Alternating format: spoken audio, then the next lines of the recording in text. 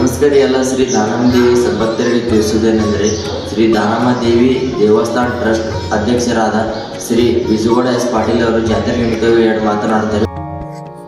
ಕುಂದಾಪುರದಲ್ಲಿ ನಡೀತಕ್ಕಂಥ ಪ್ರತಿ ವರ್ಷದಂತೆ ದಾನಮ್ಮ ತಾಯಿ ಶ್ರೀ ಜಾತ್ರೆಯ ನಿಮಿತ್ತವಾಗಿ ಸಾಂಗ್ಲಿ ಜಿಲ್ಲಾ ಮಹಾರಾಷ್ಟ್ರ ಜತ್ತದಲ್ಲಿ ಬಹುಸಂಖ್ಯೆಯಲ್ಲಿ ದಾನಮ್ಮ ತಾಯಿಯ ಭಕ್ತರು ಪಾದಯಾತ್ರೆ ಮುಖಾಂತರ ಬರ್ತಕ್ಕಂಥವ್ರು ಇವತ್ತು 29ನೇ ತಾರೀಕು ಮತ್ತು 31ನೇ ತಾರೀಕಿನವರೆಗೆ ಬಹುಸಂಖ್ಯೆಯಲ್ಲಿ ಬಂದು ತಾಯಿಯ ದರ್ಶನ ಪಡಿತಕ್ಕಂಥ ಎಲ್ಲ ಭಕ್ತಾದಿಗಳಿಗೆ ನಾವು ಗುಡ್ಡಾಪುರ ದಾನಮ್ಮ ತಾಯಿ ಟ್ರಸ್ಟ್ ವತಿಯಿಂದ ಹೃತ್ಪೂರ್ವಕವಾಗಿ ಸ್ವಾಗತವನ್ನು ತಮ್ಮೆಲ್ಲರಿಗೆ ನಾನು ಕೋರುತ್ತೇನೆ.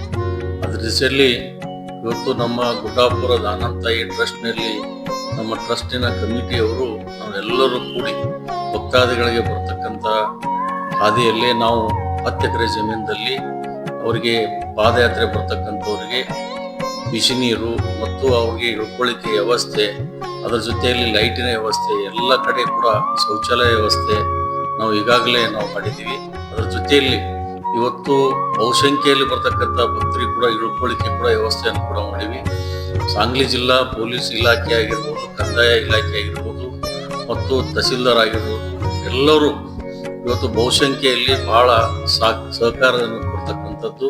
ತಾವೆಲ್ಲರೂ ಬಂದು ತಾಯಿಯ ದರ್ಶನವನ್ನು ಪಡಿಬೇಕು ಅಂತೇಳಿ ಅದರ ಜೊತೆಲಿ ತಾಯಿಯ ದರ್ಶನ ಪಡೆದು ತಾವೆಲ್ಲರೂ ತಾವು ಪ್ರಸಾದವನ್ನು ಸ್ವೀಕಾರ ಮಾಡಬೇಕು. ಬಹಳ ಶಾಂತ ರೀತಿಯಿಂದ ಬಂದು ಇವತ್ತು ತಾಯಿ ದರ್ಶನ ಪಡ್ತಕ್ಕಂಥದ್ದು ನಮ್ಮೆಲ್ಲರ ಸೌಭಾಗ್ಯ ಅಂತೇಳಿ ತಮ್ಮೆಲ್ಲೇ ಕಳಕಳೆಯಿಂದ ವಿನಂತಿಯನ್ನು ಮಾಡ್ಕೋತೀನಿ.